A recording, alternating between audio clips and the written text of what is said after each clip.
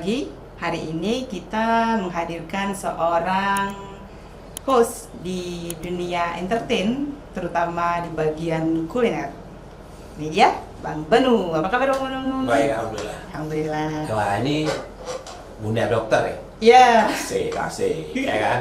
Oke, Bang Benu. Jadi kan, Bang Benu ini kan udah lama beraktivitas di dunia entertain, terutama di bagian kuliner. Bisa nggak ada cerita pengalaman sebelumnya? Kenapa sih memilih bagian ini entertain? Sebenarnya awalnya sih dipaksa. Dipaksa? Ya, dipaksa. Jadi awal dulu kan kameramen ya. Kameramen, waktu di Aceh dulu malah kameramen konflik kan. Iya. Di awal tuh konflik dari tahun berapa ya? 1000. Waktu kuliah udah mulai aktif di jurnalis kampus kan. Iya.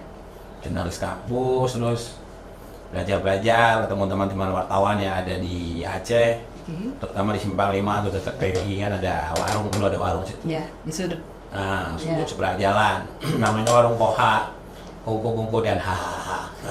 Ikut-ikut dan kata ya. Sambil ketawa-ketawa aja sebenarnya kita santai di situ. Cuman saya masih kuliah, jadi waktu kuliah ya lihat lah mereka kan teman-teman wartawan punya alat canggih-canggih, kamera kalau di zamannya udah cukup canggih itu. Walaupun sekarang kamera besar itu. Oke. Walaupun sekarang kamera gede-gede itu udah nggak ada harganya, Iya, kalah sama kamera kecil ya. Ya udah, melihat mereka kok kayak tertarik gitu ya. Karena mungkin karena basicnya di majalah kampus juga ya. Majalah kampus berarti kan ada pengen ini ya, kok kayak pengen lompat aja maksudnya nih, wah ini kayaknya menarik nih dunia jurnalis. Sudah jalan lah situ kan. Lihat terus diajak sama mereka. Udah kita dari sedap juga dulu kan konflik kan. Iya. Tahu-tahu lagi jalan udah kontak tembak gitu kan. Jadi memang apa ya? Kayak tertarik dan ingin tahuannya tinggi, jadi pengen jadi apa? Kayaknya menarik jadi jurnalis. Merasa tertantang lah gitu ya. Tertantang. Jiwanya masih muda kali. Iya, masih muda kali. Aktivis berarti, bukan? Kalau di Dulu kampus kan identik mahasiswa dengan aktivitas sebagai aktivis, terus dia juga sebagai jurnalis. iya, sempet juga sih kan, karena apa kita kan selalu digabung kita sih DPM dulu nyebutnya. Jadi gabung DPM, BEM dan ya bawahnya terus mahasiswa itu. Terus udah mulai 2000 berapa ya 2000 udah mulai aktif terus kan konflik kan jalan terus tuh. Terus Ya udah ikut-ikutan terus tiba-tiba ada Radio Jakarta yang nyari orang untuk Aceh. Jadi kayak kontributor. Ya udah terus ditawarin. Padahal basicnya jurnalisnya masih tipis sekali gitu karena belajarnya di kampus juga di kampus fotografer kan nggak nyambung kan. gitu. Otodidak lah berarti ya. Nah, otodidak dikit belajar terus kayaknya nih menarik terus ketemu sama teman-teman jurnalis apa radio. Nah, kan belajar lah sama mereka. Ada almarhum Bang apa ya namanya Bang Tovan Nugraha, beliau itu dulu radio 68H. Radio ini ya, radio network ya, jaringan, radio berjaringan. Ya udah belajar sama dia, dikasih tahu sampai bisa. Ya udah terus belajar kamera juga, ngelihat orang teman-teman apa senior-senior itu terus diajarin juga sama salah satu kameramen SCTV namanya Bang Ferry waktu itu ya, Bang Ferry Effendi. Cuma belajarnya mungkin karena karakter orangnya beda-beda ya. Sistem Belanda gitu. Sistem Belanda, kasar gitu ngajarinnya. Ya udahlah. Kita terima saja karena kita orang anak baru kan. Terus belajar satu lagi sama Bang Mukhtar. Nah, kan ada berdua dia kan. Belajar sama Bang Mukhtar. Nah, kalau Bang Mukhtar kayaknya lebih ini ya, lebih kalem. Kalem terus kayaknya udah mulai bisa gitu, udah mulai dilepas-lepas sama mereka minta bantu. Tolong ambil gambar ini Oke bang gitu. Ya kita masih kerucuk Kak. Udah setelah ada beberapa tahun konflik itu kita udah mulai siaran ngirim berita ke radio jaringan Trijaya di Jakarta. Adalah tawaran sebelum pemilu presiden 2004 setelah tsunami. Ya. Belum sebelum tsunami. Belum tsunami. Tsunami kan Desember itu 2000 itu kayak pemilihannya kayaknya April apa gitu. April ya. Nggak salah. Iya. Pertengahan tahun. Pertengahan tahun terus ya udah. Ditawarin ini ada tiba-tiba teman ngasih tahu, ini Trans TV buka tapi kita harus ke Riau. Hah? Riau? Siap nggak? Siap nggak? Kata gitu kan? Oke siap. Oke lah kita berangkat lah. Oke. Itu siap dulu nih, ke depan nggak tahu apa. Ya pokoknya siap aja dulu. Iya. pas kesana itu kita bawa lamaran karena udah mepet dikasih tahunya 2 hari. Tapi di situ mah kasih keterangan, boleh langsung bawa dengan lamaran. Ya udah bawa aja lah.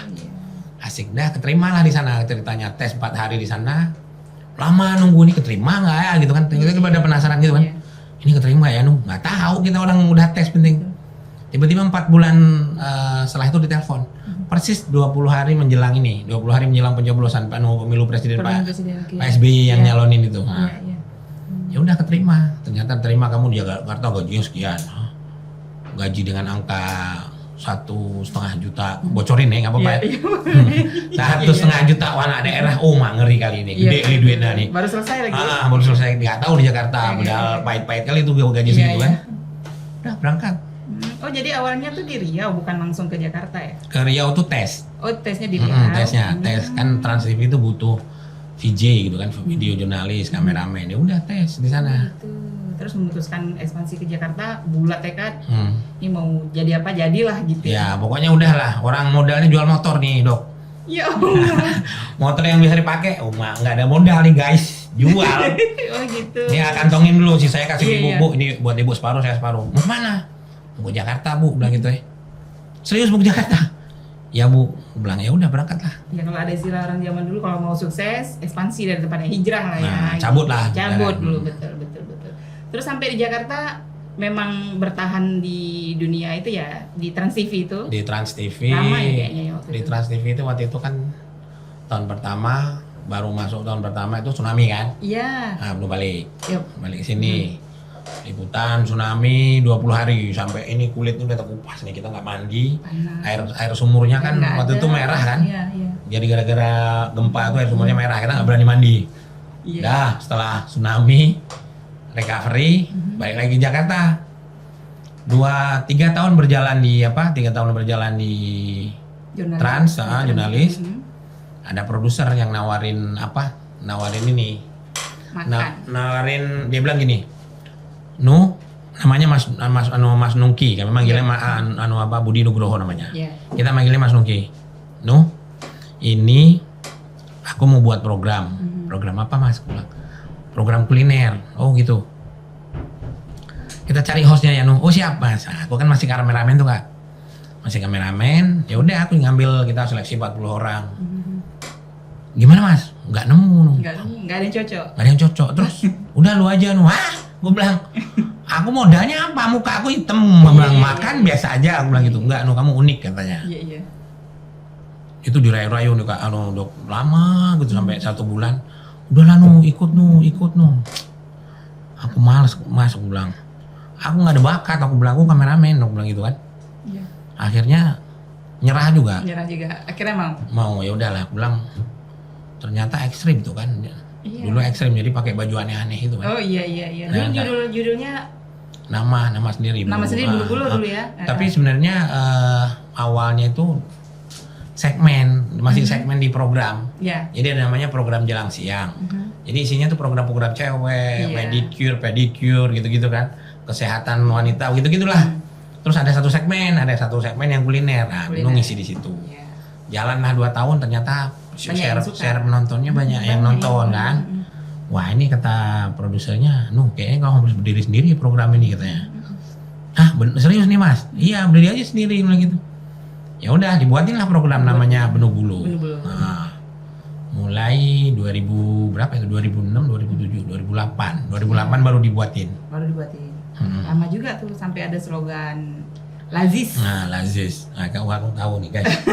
Guys, ini dokter tahu berarti nonton. Asik. Iya.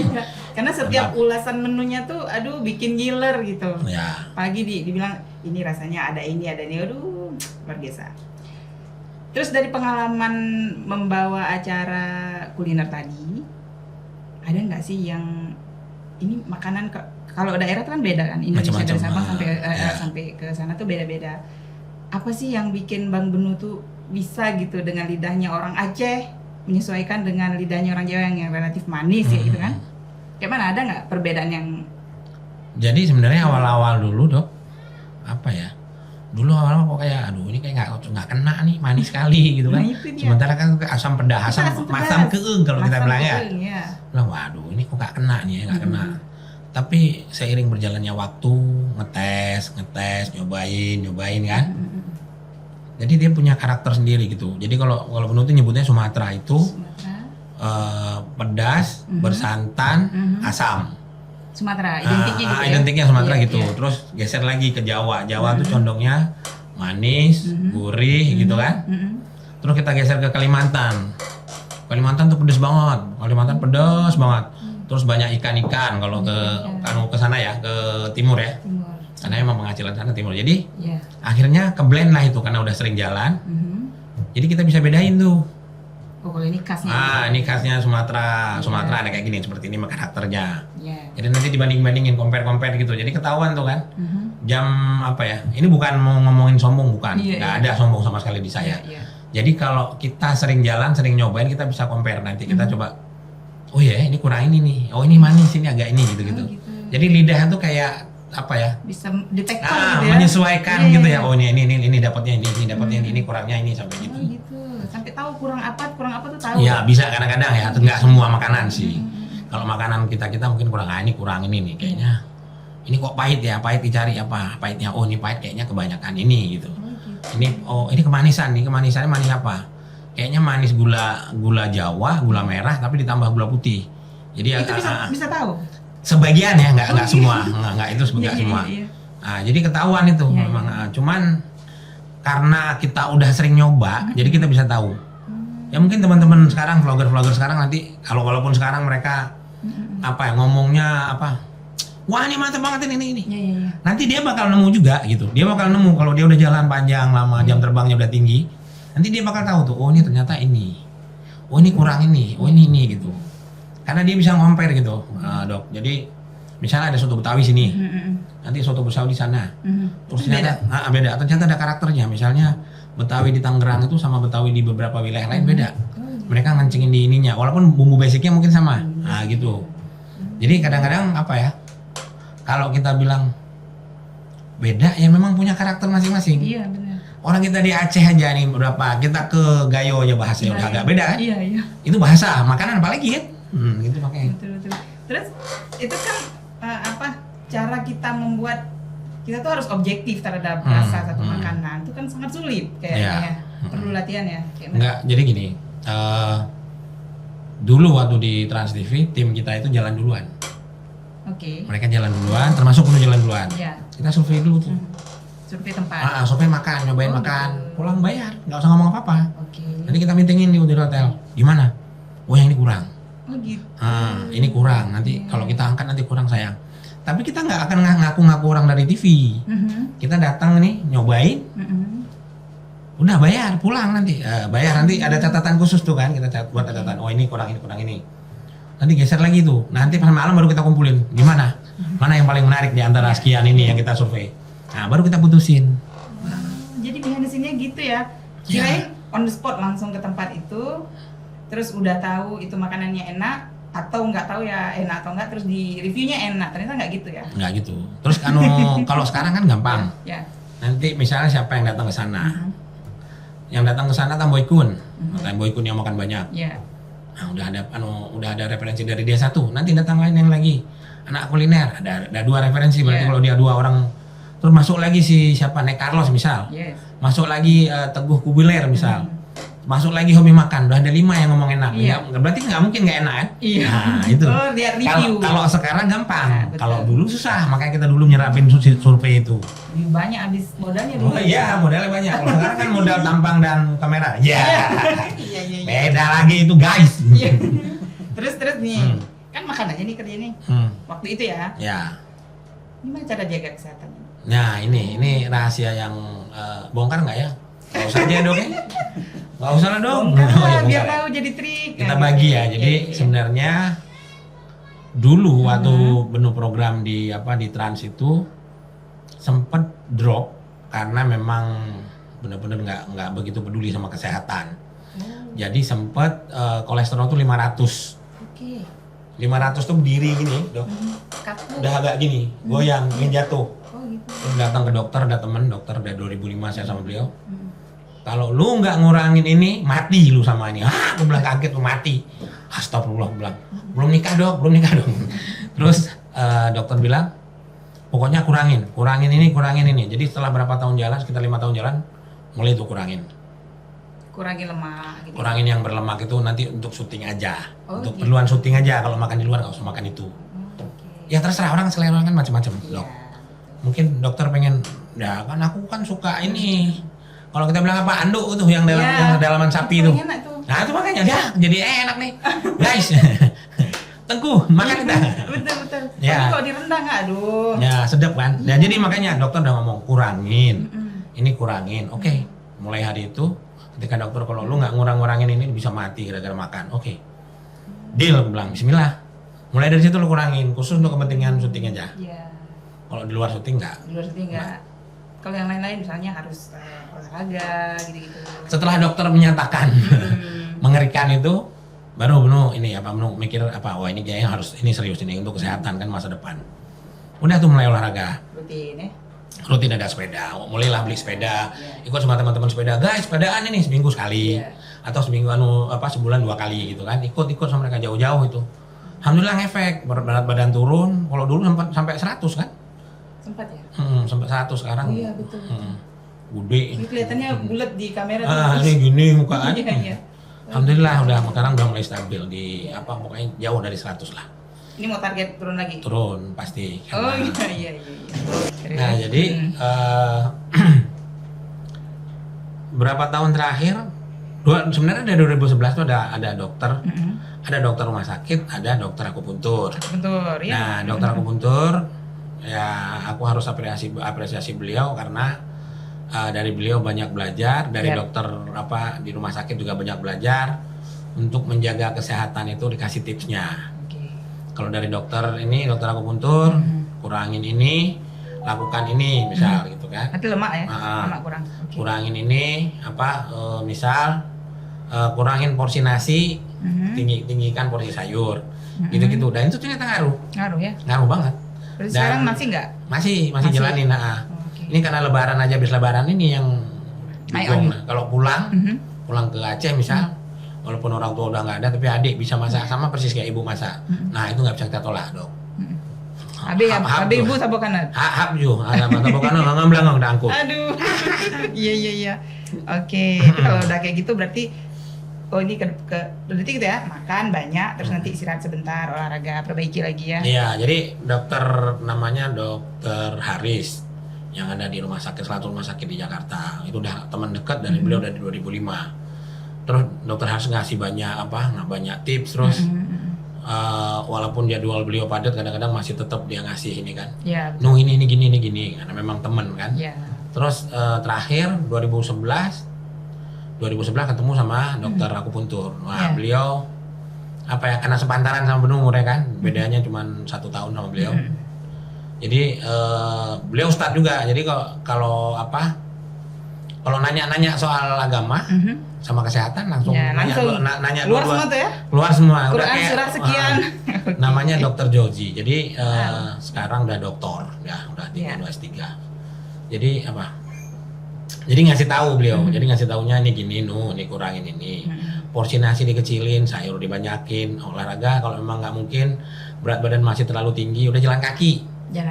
Atau renang yang cederanya lebih kecil kan gitu. Iya. Kalau berat badan yang tinggi, yang berat katanya nggak boleh jalan kaki terlalu banyak. Iya, maksudnya jalan kaki itu kan ada durasi. Iya.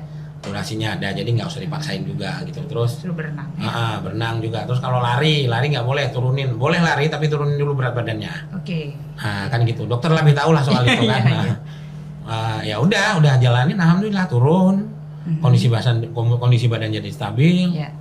Jadi sekarang alhamdulillah setiap pagi itu habis sholat subuh di masjid deket kos itu, pagi itu ada sama tim sosmednya Benur. Jalan kita, oke jalan selalu aja santai, ngobrol, tahu-tahu udah 1,5 jam, udah pulang. Gitu. Pulang 1,5 jam, pulang istirahat dulu 15-20 menit, baru mandi, baru aktivitas. Memang betul-betul harus pola hidup sehat tuh memang harus nomor 1 ya. Ya, kalau nggak bisa jaga kesehatan ya berarti kita stop kegiatan kan. Betul, stop kegiatan. Terus ada satu lagi, ini penting, puasa. Nah benar nih. Jadi kalau pengalaman dulu belum pernah. Iya. Jadi gula darah di dalam apa bukan gula darah apa? Kadar gula. Kolesterol Oke. dalam darah. Iya. Itu nggak turun-turun, triglycerid ya dok. Nah, Iya. triglycerid nggak turun-turun, gimana caranya nih? Akhirnya mengambil kesimpulan coba puasa Daud.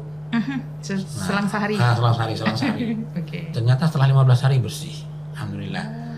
Nah sekarang kalau nggak syuting puasa. Puasa. Jadi kalau ada teman-teman ngajak, makan sorry bro. Oh gitu. Lagi puasa guys. Puasa Daud juga. Puasa Daud Senin, juga, Kamis. jadi Senin Kamis bukan ya? kadang-kadang Senin Kamis, kadang puasa Daud, tapi banyaknya puasa Daud. Oke. Karena puasa Daud ngaruh banget dok. Mungkin dokter lebih paham lah soal itu, Betul. ya kan? Dia ada detox, isi lagi, detox lagi, isi lagi. Jadi badan jadi seger gitu kan? Bangun nggak males, nggak ngantukan gitu modelnya. Terus karbo emang udah berapa hampir 2 tahun. Nah 2 tahun ini udah karbo kecilin, kecuali pas pulang kampung aja. Kalau pulang Kan kampung sekali-sekali, setahun sekali. cheatingnya banyak tapi seminggu cheatingnya guys, nuruninnya susah. Puasanya sebulan. Puasa sebulan, oh iya. Puasa sebulan kemarin turun 10. Oke, mantap. Muntas, Berarti buka puasanya tuh nggak pakai air manis gitu-gitu ya? Pakai, cuman nggak terlalu Nggak nih. terlalu banyak. Pakai misalnya, ya memang harus yang manis, misalnya kayak kurma gitu kan. Iya. Atau air nabes itu ya, air kurma yang di apa? Yang ditaruh sekian jam. Sekian jam, 6 jam bisa taruhin putar kulkas keluar minum. Gitu aja sih. Nggak ada tip khusus, yang penting yang gula-gula saya kurangin memang. Iya. Itu dari pengalaman itu semua, pernah nggak ya sampai jawab nama gitu di rumah sakit gitu? Sebelum itu pernah Gara-gara makan banyak? lambung. Jadi Kok bisa lambung? jadi di Kan makannya- apa? Di salah satu. Berarti kita balik lagi nih guys. Balik mundur lagi sedikit ke Trans TV dulu. Jadi ada program ini namanya Bulu-Bulu tuh, ada segmen makan pedas, lomba makan pedas. Oh iya? Lomba makan pedas kan itu udah apa ya, setahun jalan.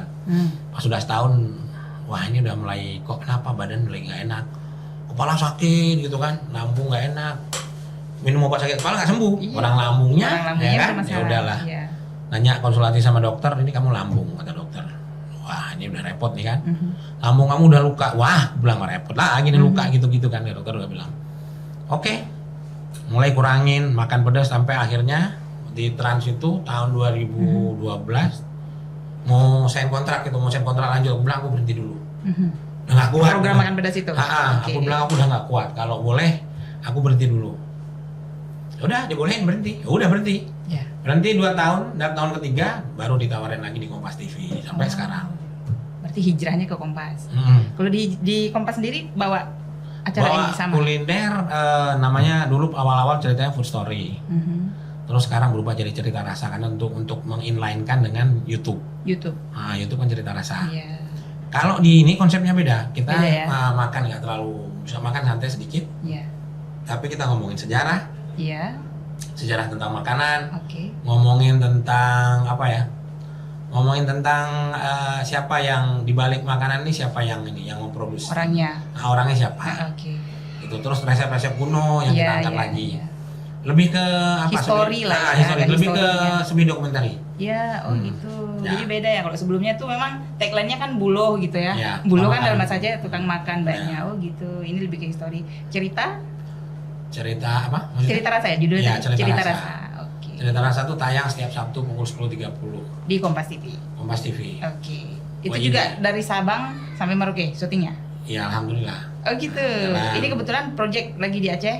Ya lagi di Aceh sebenarnya nih apa? Episodenya episode Jakarta, tapi ngomongin soal mie Aceh kayaknya nggak pas kalau nggak dibawa ke Aceh. Oh gitu. Nah kebetulan lagi pulang, lagi Iya. mudik, ya udah kita kerja di sini. Kerja di sini. Oke. Itu selama bekerja di bidang host kuliner ini ada tekanan-tekanan nggak sih dari tempat kerja misalnya, dari apa gitu? Atau dari yang punya toko gitu? Nggak, sebenarnya tekanan pasti ada kan. Iya. Errornya pasti tetap ada, tapi kita coba minimalisir. Misal kita dengan beraninya bilang, Bu nggak jadi ya, bilang. Bisa gitu ya? Bisa, cuman Oke. karena kita nggak menjanjikan, jadi jangan Iya. menjanjikan juga. Misal, wah ini si Benung mau datang nih, aku langsung bilang, Bu kita survei dulu, nanti teman-teman yang mutusin. Bilang, kalau nanti alhamdulillah ibu kepilih ya nggak apa-apa. Iya. Kalau ibunya tahu ya, misalnya ibu kan tahu ini si Benung nih, udah gitu. terkenal nih gitu. Ya betul. Maka sekarang jarang survei, karena kalau survei saya ikut survei ketahuan. Ketahuan. Jadi timnya akan berangkat makan survei. Mas aku survei ya, oke berangkat. Jadi kalaupun nggak jadi, nggak apa-apa karena mereka nggak tahu orang kita makan bayar juga gitu kan. Iya. Baru Jadi, nanti datang kalau udah disetujui ya. Kita dari dulu memang konsepnya setiap tempat yang kita makan, yang kita syuting, kita bayar apa yang kita makan. Nah, maksudnya mereka nggak bisa komplain. Maksudnya komplain apa, orang kaya bayar kok. Iya, Nah, itu kan. Ya udah sampai sekarang alhamdulillah tetap jalan gitu kan. Nanti perkara mereka nggak mau dibayar ya nggak apa-apa. Betul. Tapi intinya kalau syuting di tempat itu kita bayar apa yang kita makan. Terus nanti kalau kita dialog sama dia ya adalah biaya narsum sedikit gitu, maksudnya ya kita menghargai waktu dia luangkan untuk kita gitu. Tapi kita nggak pernah ngeblok rumah makan gara-gara kita syuting, nggak.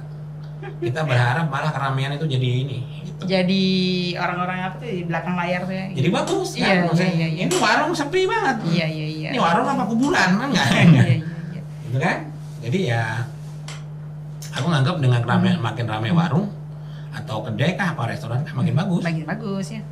Ada yang melekat nggak sih? Maksudnya dirindukan gitu masakannya, pengen dimakan lagi, kapan ada waktu pengen lagi. Ya jujur ya, makanan di Aceh karena berdarah lidah Aceh. Lidah Aceh berdarah Aceh dan Jawa dan Sunda. Cia ile. Ada Sundanya? Ada. Sunda Empire. Sunda Empire. Waduh. Iya. Perang Dunia Ketiga nih. Terus menurut Bang Beno sendiri ada nggak sih kan banyak kan sekarang yang berprofesi sebagai host di bidang kuliner juga, apa hubungannya dengan lifestyle tadi? Kalau Bang Benu sendiri kan ini sekian nih puasa sekian, pesan Bang Benu untuk kawan-kawan yang host presenter juga di bidang kuliner. Sebenarnya sampai sekarang Benu nih kan beresiko tuh maksudnya ya. Sebenarnya sekarang kan berjalannya sampai ini dari 2006 sampai sekarang berapa tahun sih?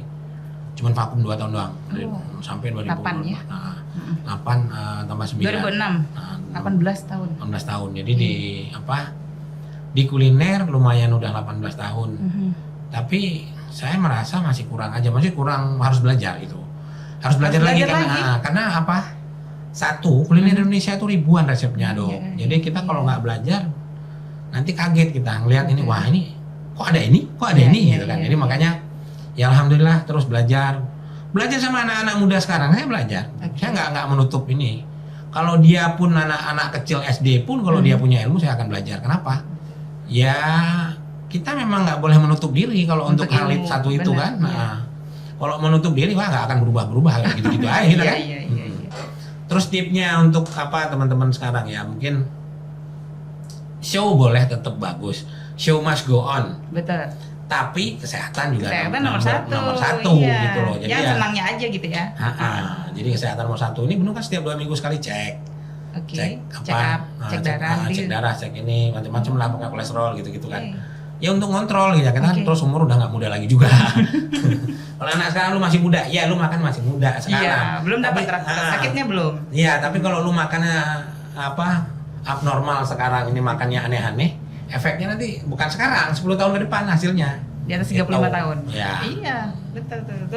Dengar tuh ya, tips dari Bang Benu. Kalau bekerja di bidang kuliner, jangan lupa harus puasa atau jaga kesehatan lah minimal. Ya.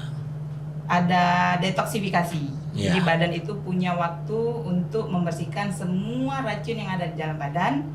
Terus nanti recovery, balik lagi ke yang makanan-makanan yang jahat tadi ya. Kurangin lah. Jadi namanya presenter makanan ya, jadi agak gimana gitu. Berarti itulah ya resiko. Itu namanya kecelakaan kerja bukan sih? Kalau dibilang kecelakaan kok enakan gitu. Kok enak? Nggak mungkin kecelakaan ya. Ya profesi ya kan macam-macam orang ya. Ada yang teman-teman baru sekarang karena mereka di YouTube terus penghasilannya udah besar. Alhamdulillah. Bisa beli mobil, bisa beli rumah. Teman-teman sekarang kan banyak, malah mereka lebih sukses.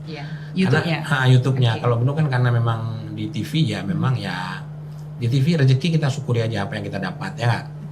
Kalau ya kita syukuri aja apa yang kita dapat. Jadi kalau envy sama yang lain, envy dalam arti positif boleh.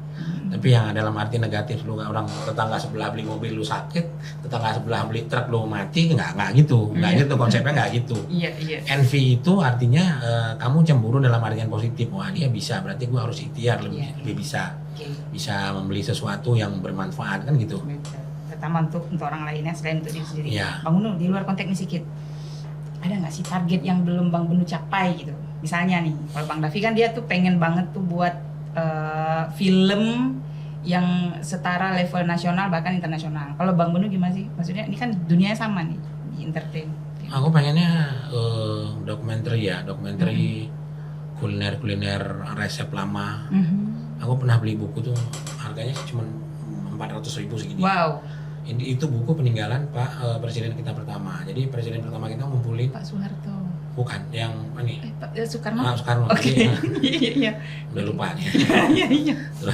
Jadi bukunya segini tebalnya. Namanya Mustika Rasa kalau nggak salah. Aku punya bukunya. Jadi waktu itu aku beli. Aku ngeliat tuh hebat ya presiden pertama kita karena dia ngumpulin resep-resep daerah dijadi satu buku. Bahkan buku itu jadi kayak masterpiece gitulah jadinya. Maksudnya ini wajib beli ini buku gitu. Dan itu sempat laris manis gitu kan, laris banget karena memang di situ ada macam-macam dijelasin, tapi memang ejaannya ejaan lama. Ejaan lama. Resepnya juga resep lama. Tapi gampang kita belajarnya gampang kan. Ya itu aku pikir aku berharap bisa mendokumentasikan resep-resep lama itu baik visual maupun di naskah ya. Di naskah. Aku pengennya di visual sih. Di visual kenapa? Ya sekarang medianya kan media visual ya. Kalau di buku ya nggak salah, buku lebih bagus juga literasi karena. Jadi kalau di buku mungkin jarang yang baca. Aku berharap daya baca kita tinggi ya. Jadi gede ya. Ya buku kalau sekarang passionku kan video ya. Video. Kalau teman-teman ada yang buku, aku dukung buku juga. Aku juga sempat ngeluarin 2014 aku ngeluarin buku juga. Tentang kuliner. Buku kuliner. Cuman jadi aku berharapnya ya teman-teman pokoknya kalau kamu bidang kamu pengen buku, hajar gas buku. Jadi tergantung passion nih Dok. Kalau passion kamu di video ya udah video. Kalau di buku gas buku apa lagi? Passionnya di mana misal? Di podcast gini ya udah main podcast ya kan. Oke. Jadi maksudnya jangan menutup diri untuk itu. Aku pengen sih gitu sih, pengen dokumentasikan kuliner Indonesia. Ya biar nggak ini karena kan ada beberapa kuliner Indonesia tuh yang udah resepnya masih ada, yang jualan udah nggak ada. Yang jualan udah nggak ada, jadi barang langka gitu. Barang langka, terus resep-resep lama itu ada. Tapi kita nyari nggak ada. Di buku-buku lama, bahkan di buku-buku yang ditemukan lama Serat Sentini itu kan gitu-gitu kan ada makanan ada makanan ini nggak ada lagi sekarang. Oh iya ya. Jadi kita kecil-kecil dulu kayaknya pernah rasa sekarang nggak ada lagi. Iya udah kayak lost gitu kan. Nah ini yang perlu pengennya sih gitu bisa dapet. Walaupun mungkin orang nggak akan ngejual makanan ini lagi, tapi paling tidak lu masih punya resepnya, terus kita punya videonya bisa dipraktekin. Itu sih. Betul. Kan? Itu jadi sedekah jariah ya? Ya itu makanya. Iya. Ya kan? Iya, ada sesuatu yang ditinggalkan. Terus kayak ini satu lagi ada daun-daunan tuh kan resep orang-orang kampung. Itu penting. Oh, campuran daun. Nah, misal ibu bedah ya Iya, ibu bedah. Gulai rambu, gulai rampu. Iya, itu kan pedada. itu kan. Itu sebenarnya simpel dan itu resep orang lama. Iya. Itu pun keluarnya sekarang di mana? Di Ramadan kan? Iya. Nah, makanya itu penting. Kenapa? Ini kekayaan orang kita tempo dulu nih jangan sampai hilang. Itu aja sih. Kuliner ya. Kalau hilang udah putus. Iya. Atau negara putus sebenarnya anak-anak kita nanti udah nggak tahu lagi. Gulai rambu kan, nggak tahu kan, udah gitu kan. Makanya kita harapin semoga masih adalah kita bisa mendokumentasikan sebagai bentuk penghormatan kita kepada terhadap yang orang tua zaman dulu. Orang tua kita, indatu kita, mereka udah nyitakin resep obat kan ada resep-resep daun-daunan tuh kan. Dulu kita disuruh, sekarang penyakit kan macam-macam. Iya. Oh dulu misalnya kita flu dikasih apa adanya. Ini aja pakai ini. Gitu. Tahu-tahu sembuh kan? Iya. Sekarang kita bingung kan karena penyakit makin banyak. Iya. Kan? Gitu. Berarti pengen buat sesuatu karya gitu yang positif lah ya ke depan. Terus ada rencana mau buka ini sendiri mungkin? Apa? Rumah makan gitu. Pengen sih ada. Dulu kan kita sempet di 2000 berapa ya? 2013 buka. Warung ya, warung kopi. Warung di Jakarta. Aceh. Warung mie Aceh Bulu. Ya lumayan lah, alhamdulillah. Jalan itu 5 tahun. Pas tiba-tiba ini kontraknya. Biasa kalau di Jakarta tuh kan kita terkendala dengan kontrak tempat, lokasi. Jadi tiba-tiba udah rame nih. Yang punya nggak memperpanjang. Sorry Oh. Kenapa po? Anak gua nih gak ada kerjaan nih, mau dipakai buat sendiri. Ya Gitu, udah, iya. gitu kan. Jadi memang kendalanya situ. Jadi mungkin karena modalnya juga terbatas waktu itu, jadi cuma bisa jalan 5 tahun ya. Udah BIP dan udah buka cabang, tapi karena satu dan lain hal terpaksa dibekuin lagi, dan tapi sekarang udah mulai lagi di kantin. Udah jalan lagi. Udah jalan lagi tapi di kantin ya. Di daerah mana tuh? Mainnya malah di Cianjur malah. Oh, bukan di yang dulu di Jakarta. Di mana? Jakarta Selatan. Jakarta Selatan. Di Jalan Pembangunan, Buncit. Kapan-kapan ke sana lah. Oke. Ya, dulu tapi udah nggak ada itu. Jadi kalau mau ke Cianjur. Oke. Tapi di Jakarta serius Bapak, kuliner Aceh sekarang memang lagi bagus-bagusnya ya. Jadi kalau kita mau nyari warung atau kedai Aceh, Banyak. udah kayak kita ngelihat nasi Padang. Oh, udah banyak. Jadi nasi Padang ada, di Aceh ada, nggak jauh dari situ gitu. Iya. Kopi pun ada. Kopi pun ada. Jadi ya alhamdulillah, jadi dengan dengan tren sosmed yang bagus, penjualan juga jadi bagus kan ya kan. Orang kan udah kok susah naiknya nih ya, sekarang diviralin lah sama beberapa influencer. Tahu udah lumayan ya kan gitu kan. Iya, Cinta. Sekarang sebenarnya kemauan yang harus ada, karena kalau media untuk promosi udah banyak. Iya. Ya kan? Upload aja di IG atau apa IG, gitu. Ya. buat yang bagus ya kan. Kalau nggak bisa minta tolong orang, jasa, kasih bayar jasa orang ya kan. Gitu. Udah. Beres kan sekarang gitu kan. Ada rencana mau balik ke Aceh mungkin? Wallahualam bisa kalau itu mah. Kalau ini kayaknya udah betah kali, udah mengakar gitu di Jakarta ya. Ya karena bidang kita mulainya di Jakarta ya, aku berharap ya ada sesuatu dari terus. Jakarta. Tapi ya kalau suruh pulang kampung, kalau emang harus pulang kampung ya pulang kampung gitu. Apa lagi kita ini kan? Memang ada niat gitu atau memang sampai saat ini aku masih bilang belum bisa jawab. Oh, belum bisa jawab. Nanti kita. Kecuali udah ada pendamping gitu ya. Iya, bocorin lagi sama dokter. Iya. Oke. Will coming soon ya. Amin, insyaallah. Oke. Mungkin kita gini aja ya Bang Benu ya, karena yang lain juga masih off the record program-program di Kompas TV-nya gitu kan. Mau balik ke Jakarta besok insyaallah. Ya insyaallah besok. Kapan-kapan kita jumpa lagi.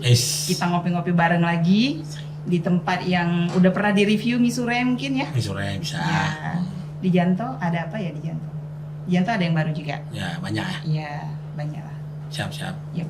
Ya penting kita terakhir nggak berharap dukungan dari pemerintah. Nggak berharap. Hah? Tagline-nya nggak berharap. Berharap dukungan dari pemerintah. Mereka mau nolong UMKM itu gimana caranya? Nah itu dia. Mau nolong UMKM ya dengan membantu promosinya Iya. gitu loh. Pemerintah bantu promosinya dengan cara apa? Kan caranya banyak. TV banyak. Influencer banyak. Ya udah gerakin gitu. Jangan kita yang nawarin, maksudnya. Alah, nggak usah lah ini. Jangan gitu dong, please. Karena ini kan untuk ngegerakin ekonomi masyarakat, walaupun sekarang masih naik turun kan. Iya. Kunjungan gua baru kan kita kayak baru lepas dari Covid ya. Iya. Setahun ini baru lepas dari Covid, kayak udah lepas talinya, tapi tetap aja ada masih ada kendala. Orang teman-teman ya terkendala modal. Covid kan kita makan habis semuanya. Kemakan tabungan tuh. Kalau orang Aceh bilang pajuh padi bije, abi. Ya kan? Ya ini lagi mupuk lagi lah ke depan. Ya mupuk lagi. Jadi maksudnya untuk meng-up terutama kuliner atau wisata Aceh ya. Ini peran pemerintah ya, mau pemerintah provinsi, mau daerah, mau kabupaten kan, kota ya. Jadi ya gerakin gitu. Ya kita kan ada di sini, maksudnya ada TV gitu-gitu kan, ada influencer. Ya caranya ya gitu, maksudnya kita jangan ngasih umpan terus, kasih kail. Berarti kalau seandainya nih dinonton sama pemerintah daerah, Bang Bun udah ajak kerja sama, mau ya berarti ya? Ya siap aja.